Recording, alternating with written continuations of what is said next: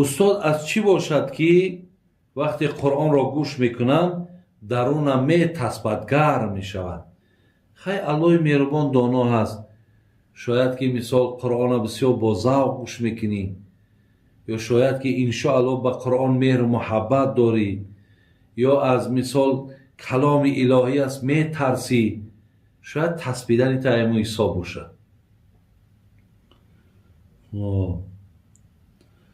آیا پیامبرمان از آن دادگی هستند یا نه؟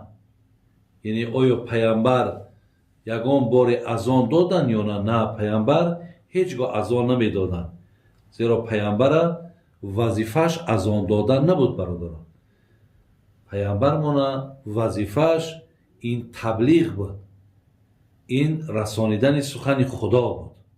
برای همین در عمرش حضرت هیچگاه از آن دادگی نیستند.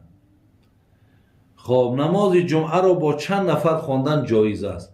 به غیر امام اگر 3 نفر باشد اجازت است که نماز جمعه را مقصد ادا کنند. آیا اسم مطلوبه انا اگر بگذاریم درست است؟ درست است. نام مطلوبه هم نام زیبا است. شخصی که با پدر و مادرش جنگی است و آنها را دشنامای قبیه میکنند، این گونه شخصان زیارت حج کنند، حجشان قبول می شود؟ اکو برادرای عزیز،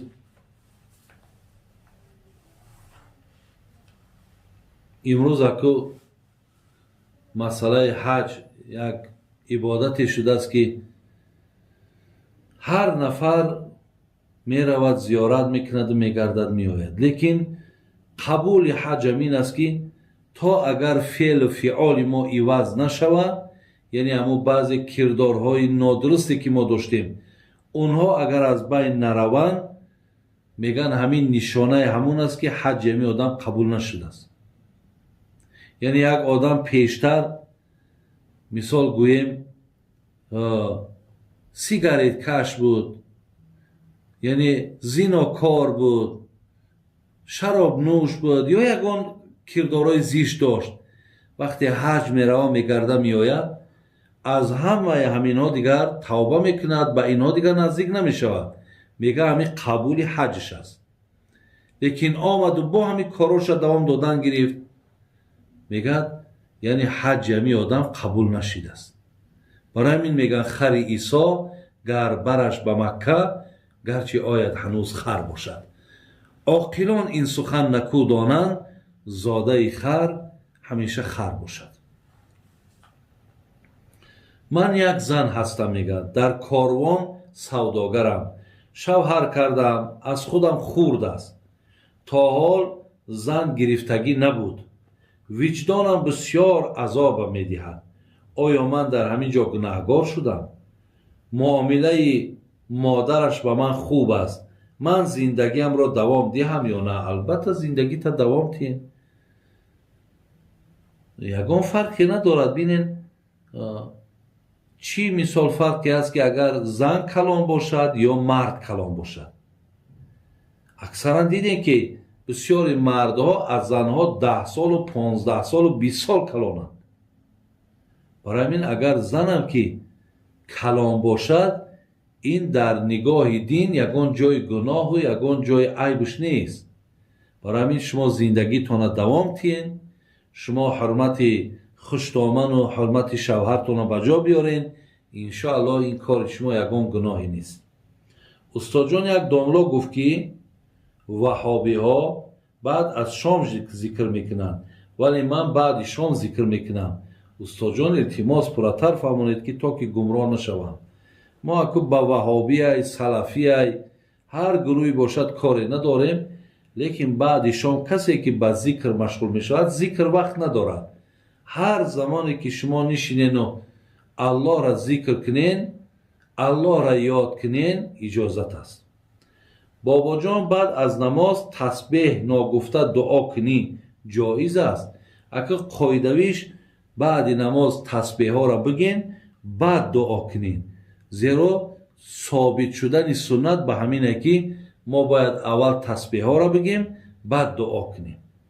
میگویند که در بالای مرده قرآن را کشادن و خواندن گناه است. این درست است. بله، شما در بالای مرده، یعنی در پیش مرده قرآن برده و نخوانید. مرده مثال در کدام خانه باشد، خانه دیگرش ده شما میتونید که قرآن خوانید، ثواب همین عمل صالحتونه بر روح همین مرده بخشید که تا همین سفری که دارد سفرش مبارک بخیر شود.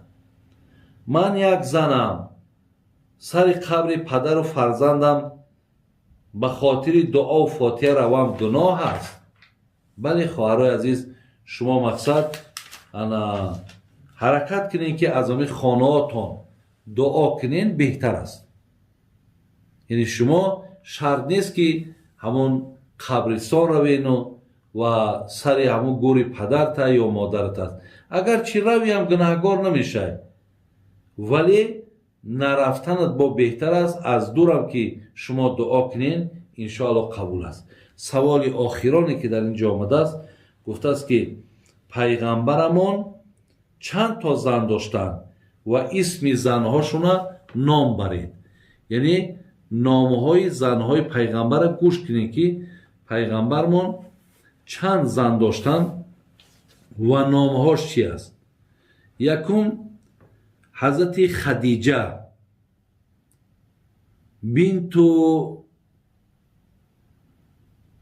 خویلد، دوم سوده بنت زمعه، عایشه دختر ابوبکر، حفصه دختر عمر ابن الخطاب، زینب دختر حزیمه، ام حبیبه ام سلمه، یعنی ام سلمش برادر عزیز نامش هند دختر ابی امیه بود. نامش هند بود. همون نام ام سلمه میگیم مادرمون، نامش هند دختر ابی امیه بود.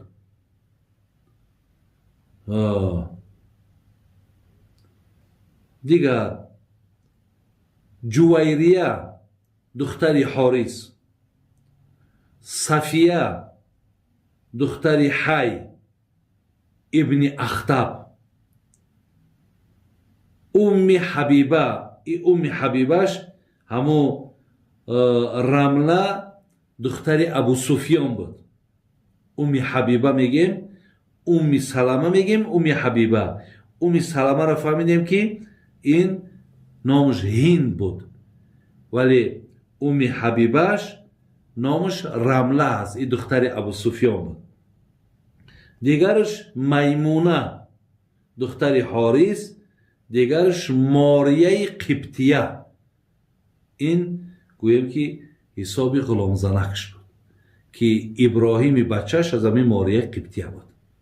برادر عزیز، این زنهایی که من نام بردم اینها در نکاح رسول الله صلی الله علیه و سلم بودن. یعنی حضرت خدیجه تا زمانی که با خدیجه بود هیچ زنی نداشت. وقتی که بعد خدیجه مثال یعنی سوده را گرفت، عایشه گرفت، حفصه گرفت و هر یک زنی را که پیامبر می گرفت، برادران عزیز، این به فرمان الله نبود. همش الله فرمان میداد، الله میفرمود و پیامبرمون زن میگرفت.